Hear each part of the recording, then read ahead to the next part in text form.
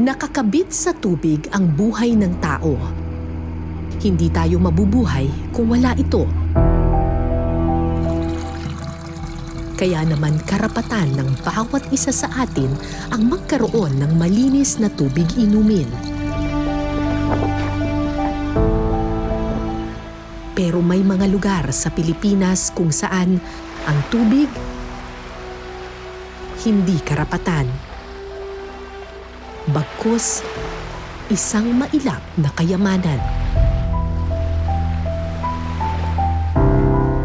Walang gripo, walang balon, walang masalok na ulan. Animoy disyerto sa karagatan.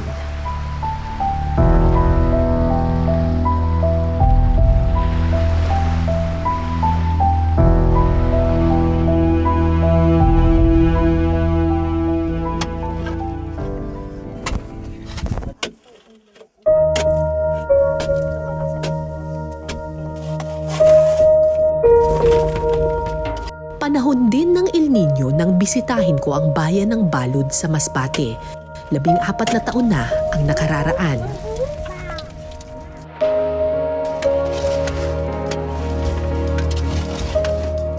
Malaking bahagi ng Balud Masbate noon hirap sa tubig inumin. Naghuhukay, nag-iigib, nagtsatsaga, gaano man kalabo o karumi ang tubig. Matapos maipalabas ang dokumentaryong Paraisong Uhaw, nag-ambag-ambag ang mga manonood para makapagpatayo ng mga balon sa Balud. 10 balon na ang aming itinayo at makalipas ang mahigit 1 dekada,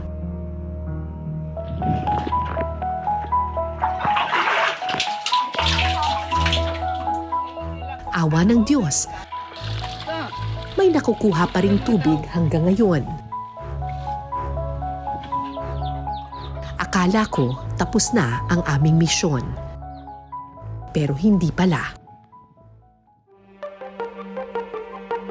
Sa dulo ng Masbate, matatagpuan ang isang isla na animoy tuldok sa karagatan.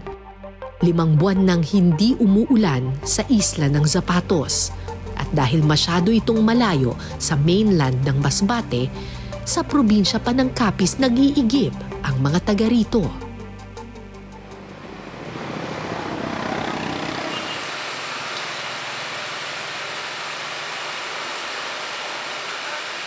So niloload na nila ngayon yung mineral water supply para sa Isla Zapatos. Total of 38 to 40 gallons ito ng mineral water. Wala kasing any source of water doon sa Zapatos Island. Sabi nila, minsan daw, twice a week or once a week, umu-order sila ng ganito. Dito sa Rojas City, nasa 30 pesos ang 1 galon ng tubig. Pero hindi natin alam kung magkano ang amount nitong tubig na ito pag dumating na tayo doon sa isla. 25 pesos lang talaga ang halaga ng kada container ng mineral water.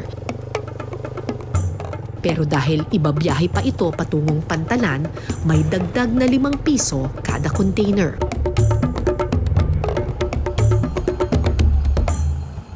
Sa Pantalan ng Banica, Thank you. bawat isa sa kanila 300 pesos ang bayad. Sila na rin kasi ang pahinante ng bangka.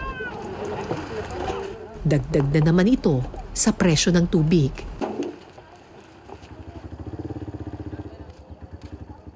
Ang binatang si John March ang pinakabata sa grupo. Ulila sa ama, si John March ang tumatayong breadwinner ng pamilya.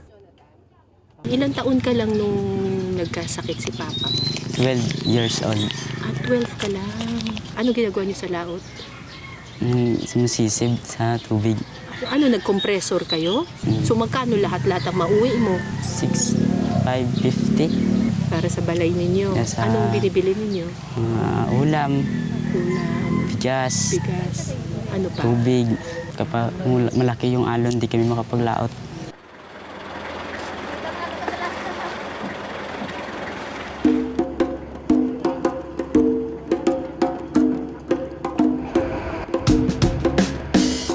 2 hanggang 3 oras sakay ng bangka ang layo ng Rojas City patungong Zapatos Island.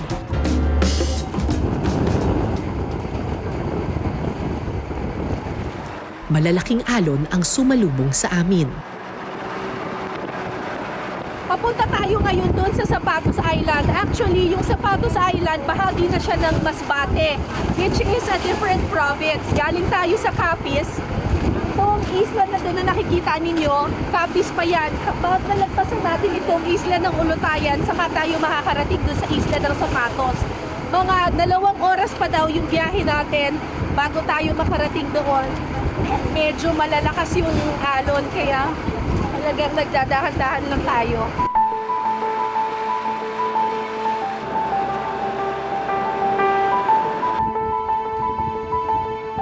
Makalipas ang 3 oras na pakikipagsapalaran sa mga alon, narating din namin ang isla ng Zapatos. Animoy isang tuyot na tipak ng bato na halos walang tumutubo.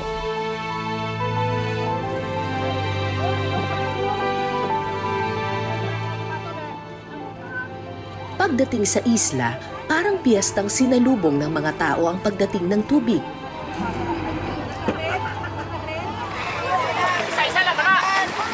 Maraming bata ang tumulong sa pagpapasan ng galon-galon ng tubig.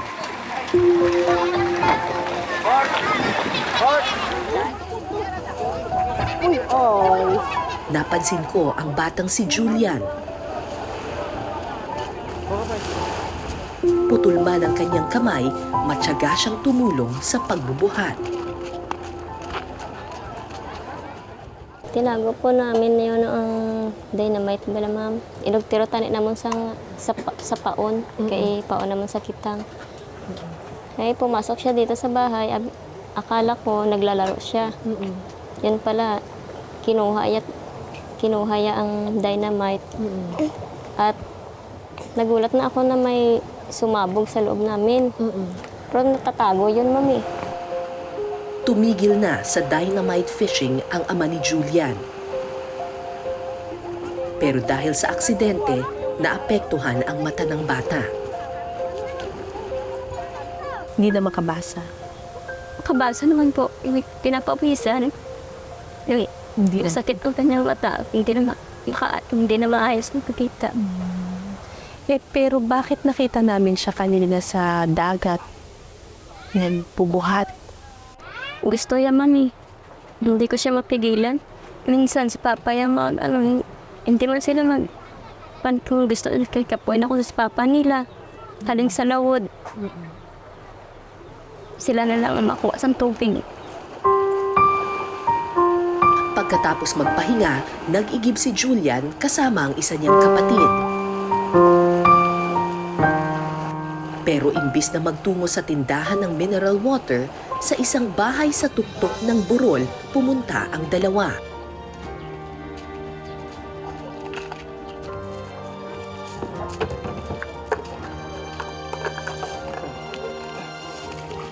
May 2 uri ng tubig na mabibili sa isla ng Zapatos, mineral water na pang-inom at tubig na panlaba. Magkano po yung tubig dito? 25. Saan galing tong tubig? Galing pa yung hintutulo. Yung tutulo. Ano yun? Inigib nyo rin Opo. doon? Iba to doon sa tubig sa Rojas? Oo, iba to. Kasi ito, pang kuwan lang to, yung pang laba lang to eh. Hindi nyo iniinom yan? Hindi. Kasi parang, apa siya, yung malak.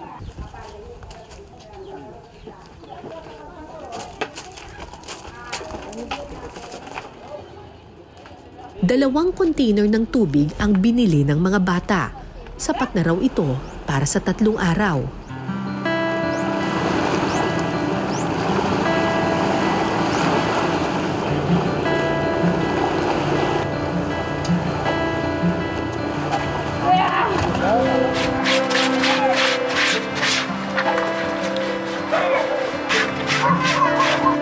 Pagdating sa bahay, agad na naglaba si Edeline. Pero uniform lang muna ng mga bata ang kanyang nilabhan.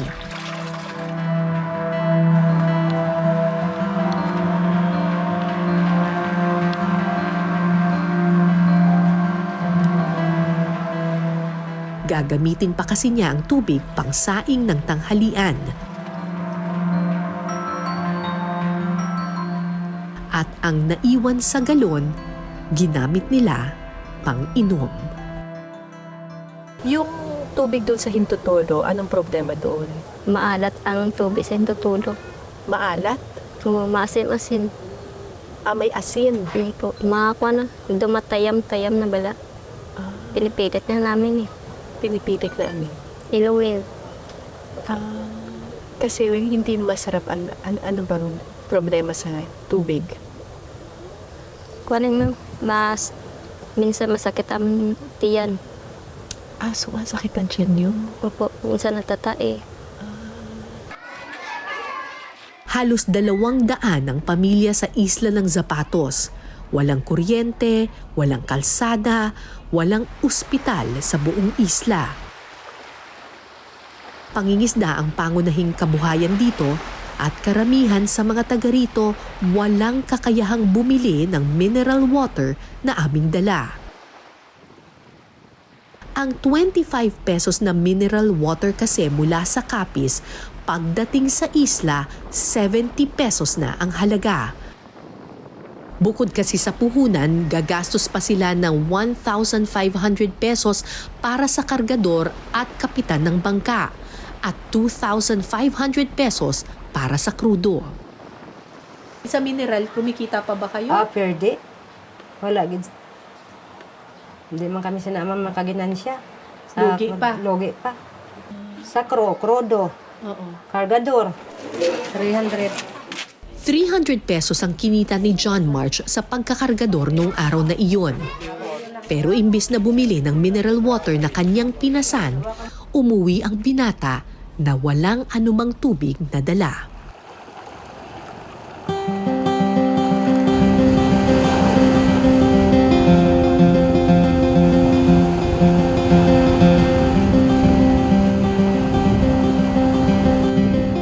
Kinabukasan, maagang naglayag si John March paalis ng isla. Ang kanyang pakay, ang isla ng Hintutulo sa Masbate. May murang tubig daw kasing mabibili sa islang iyon.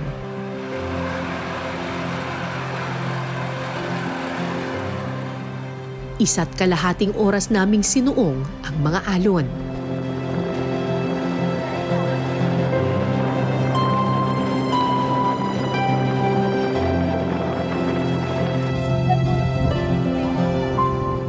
Pagdating sa Pampang, inilatag ni John March ang hose na pinagkukunan nila ng tubig.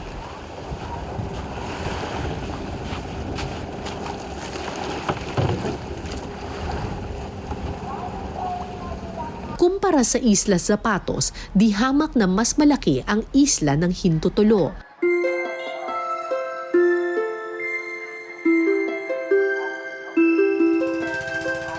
Mas malapit din ito sa Masbate, kaya mas madaling bumili ng mineral water. May kuryente na sa isla at may balon na mapagkukunan ng tubig. Ayun! Libre ang tubig na ito para sa mga taga Hintutulo. Pero kung dayo ka mula sa ibang isla, kailangan mong magbayad. May 2 balon na pwedeng pagkunan ng tubig. Ang isa, 8 pesos kada container ang benta at sa kabila, 5 piso kada container. Ito naman yung tubig na binibili nila for 5 pesos. Itong tubig daw na ito, usually ginagamit lang pangligo, ganyan, kasi hindi daw talaga ito naiinom. Pero may ibang mga taga-barangay Zapatos na pinagtsatsagaan na lang ito, katulad ng pamilya ni John March.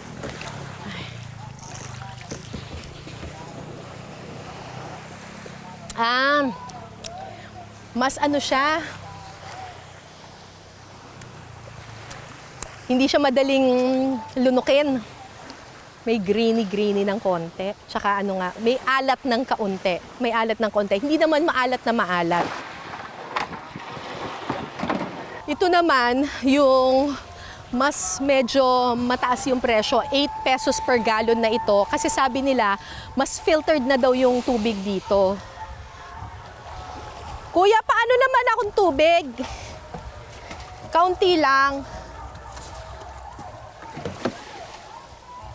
Thank you.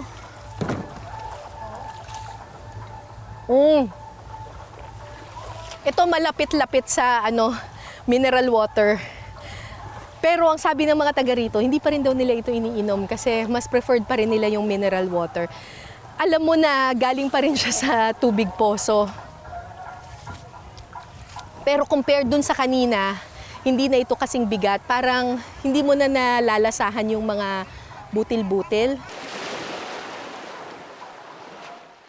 Dahil alam niyang gagastos pa siya sa krudo ng kanyang bangka, nagtiis na lang si John March sa 5 pisong tubig balon. Pila ang galong? Ha? 13.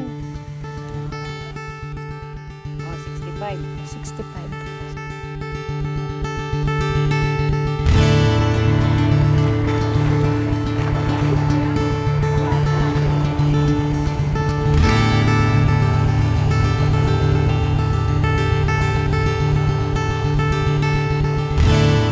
Pagdating sa isla, isa-isang pinasa ni John March ang bawat galong kanyang naigib.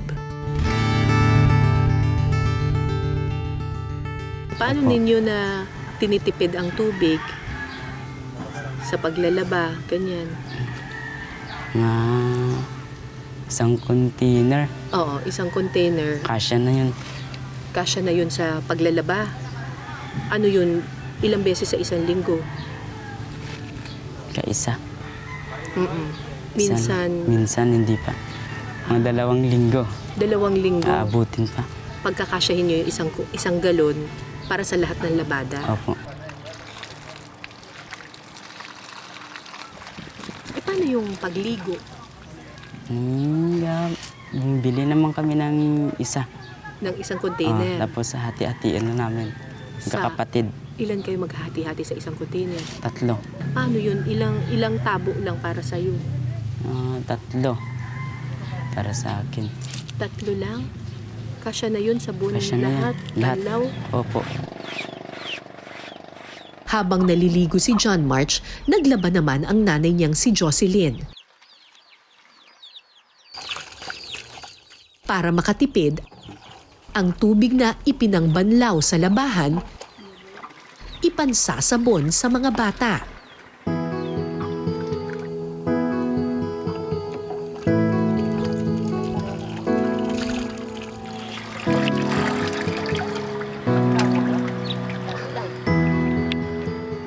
Ang tubig na ipinambanlaw sa mga bata, ang siya namang gagamitin ulit pang sabon sa susunod na labada. At dahil 70 pesos ang halaga ng kada container ng mineral water, nagtsatsaga silang inumin ang tubig na dapat sanay ginagamit lang panlaba. Hindi naman nagkakasakit ang mga bata dun sa iniinom nilang tubig. Minsan po, ma'am, pero hindi naman masyado pag tatai sila, nagbili naman ako ng mineral. So tuwing kailan lang po kayo nakakatikim ng mineral? Sa isang buwan, isa lang. Isang beses sa Oo, isang pag may kita si John Mark na medyo may malaki. oo na may reserva yung kita niya. Bibilaan ko sila ng mineral. Pero pag wala talaga, buto big balon lang. Parang ginto pala mineral dito. No? Pero bakit nga ba walang tubig sa isla ng Zapatos? Malaking bahagi kasi ng isla ay binubuo ng naglalakihang mga bato. Kaya naman, kakaunti lang ang tumutubo ditong puno at halaman. Yung mga tao dito talagang desperado silang maghanap kung saan meron mang lumalabas na kahit na trickle man lang of water. Dito daw sa batong ito, paminsan-minsan may lumalabas daw na tubig mula dito sa mga crack. Kaya naiipon daw dito yung tubig. So, ito, Ayan, iniipon nila dito. Pero as of now, yan pa lang yung nakukuhang naiipon nilang tubig. Sinubukan na raw nilang maghukay ng balon pero wala raw makuhang tubig. Kung meron man, tubig alat daw ang lumalabas. Ba't hindi kayo maghukay? Bato. Anong bato? Bato-batong sa ilalim. Sinubukan nyo na po. Oo, sinubukan. Oo. Hindi ka, ang scientist ba? Oo. Ang scientist, hindi sa ilalim kay kasi bato. May nagpunta na dito? May nagpunta nga scientist. Nagsubok silang magtusok. Tusok. Ay hindi makakabato. Ngayong El Nino, tuyong-tuyo na ang batuhan. Walang masalok ni isang patak ng tubig. Sinubukan na raw nilang humingi ng tulong sa gobyerno, pero ito lang ang binigay sa kanila, mga sementadong tangke ng tubig na pwede raw gamitin pang salok ng ulan. 5 buwan nang hindi umuulan sa isla ng Zapatos, pero patuloy ang kanilang dasal na sana bukas makalawa, pagbigyan na sila ng kalangitan. Anong nagdadasal mo sa Diyos? Ang dasal ko po na mabuti yung mga pangarap ko. Makatulong ako sa aking pamilya. Sana umulan para magkaroon kami ng tubig. Kasi mahirap talaga. Mahirap talaga. Pero ulan lang ba talaga ang solusyon sa kanilang problema?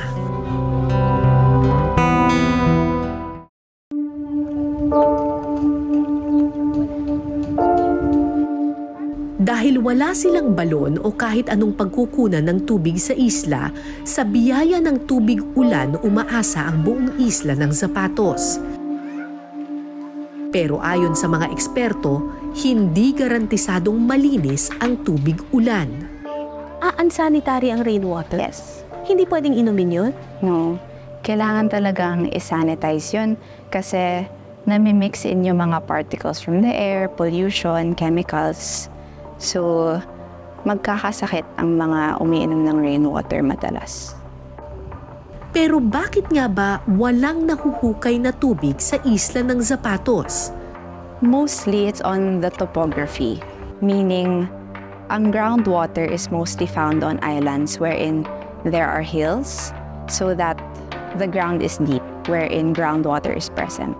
Groundwater ang tawag sa tubig na naiipon sa pagitan ng mga bato sa ilalim ng lupa tuwing umuulan. Mas maraming groundwater na nakukuha kapag mas malawak ang lupa at meron itong mga bundok. Makatutulong din kapag may mga puno at halaman. Pero kung titingnan ang isla ng Zapatos, puro bato ang kalahati nito. Manipis ang lupa at halos walang punong tumutubo. Kaya ilang beses man silang gumawa ng balon, tubig alat at buhangin ang kanilang nahuhukay kalaunan. Ang nakikita nyo dito ay aerial view ng Zapatos Island. Ito ay less than 1 square kilometer ang laki nito. Ang DNR, minap out niya lahat ng mga small island barangays sa buong Pilipinas, yung less than 1 square kilometer ang laki. At halos lahat ng mga ito, walang groundwater, walang tubig, halos pareho ng sitwasyon ng Zapatos Island. Eto siya sa mapa, makikita ninyo meron siyang highlight na dilaw kasi ibig sabihin yan, small island barangay yan na walang tubig. Tingnan natin kapag zoom out natin yung buong mapa ng Pilipinas. Yung nakikita nyo pong dilaw, lahat po yan, lahat ng isla na iyan, halos walang groundwater source because they're all small island barangays. To be exact, 5,691 islands. Ayon sa Department of Environment and Natural Resources o DNR, sa mahigit 7,000 islang matatagpuan sa Pilipinas, mahigit 5,000 ang walang malinis na supply ng tubig. Ang kanilang solusyon, isang teknolohiya na may kakayahang gawing tubig tabang ang tubig alat. Kasi ang mga island barangays, it's either they rely on rainwater, groundwater, or going to other islands for their water. Pero alam naman natin na that's very costly on their end. So, may process na tinatawag na desalination, which makes use of an infinite resource in those islands, which is salt water. Sa ilalim ng sistemang ito, papasok ang tubig alat sa isang filter para masala ang mga bato, buhangin at iba pang dumi. Pagkatapos, daraan ito sa reverse osmosis kung saan paghihiwalayin ng asin at tubig para ang tubig alat ay maging tubig tabang. Daraan ito sa post-treatment hanggang sa maging malinis na itong tubig inumin. Dahil solar-powered ang buong proseso, hindi kailangan ng kuryente para mapagana ang sistemang ito. 6.5 million pesos ang halaga ng isang solar-powered modular desalination facility. Malaking halaga, kaya sa ngayon, nasa proseso pa ng paghahanap ng pondo ang DNR. Umaasa sila na sana may mga pribadong kumpanya na interesadong tulungan ang mga isla tulad ng Zapatos. Sana umulan. Maraming tubig. Kasi kapag umulan, sahurin nyo na lang. Sahurin na lang namin sa ulan. Yung mga tadyaw, banga, na sahurin na lang namin para makatubig kami.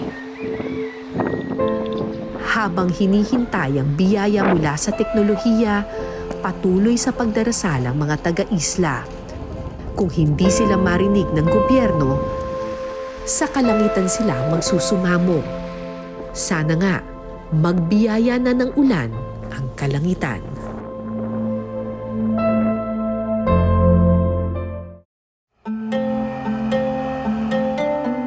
Sa isang bansang napaliligiran ng tubig, madaling balewalain ang biyayang ito. Minsan nga gumagamit tayo ng tubig na para bang hindi ito mauubos. Pero may hangganan ang lahat ng biyaya sa mundo. Kung hindi natin aalagaan ang ating likas yaman, silang nasa ibaba ang unang tatamaan. Karapatan ng bawat tao ang magkaroon ng malinis na tubig inumin. Hindi ito isang kayamanan na para lang sa iilan. Kaya sa susunod na magbubukas tayo ng gripo, isipin natin sina Julian, John March at ang iba pang nakatira sa mga isla.